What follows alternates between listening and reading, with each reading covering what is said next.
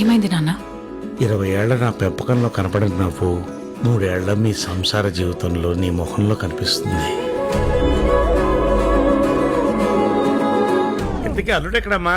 4 గోడల మధ్య జరిగిన విషయాలు నలుగురిలో చెప్పడం ఎందుకు అని, అందుకే టాపిక్ మారుద్దామా నాన్న? కరెక్ట్ అమ్మా, పాయింట్కి వచ్చేద్దాం. ఇంతకీ అల్లుడెక్కడా?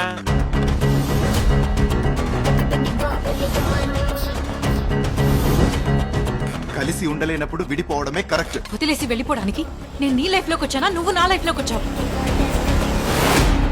Something is fishy.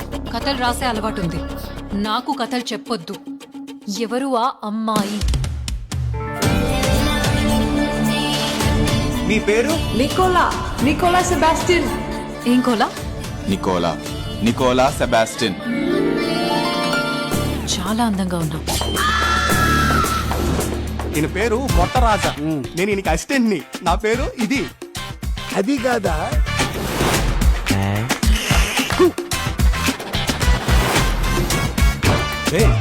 ఎవరా నువ్వు? ఏ దొంగ దొంగ! Stop it. Let's start the music.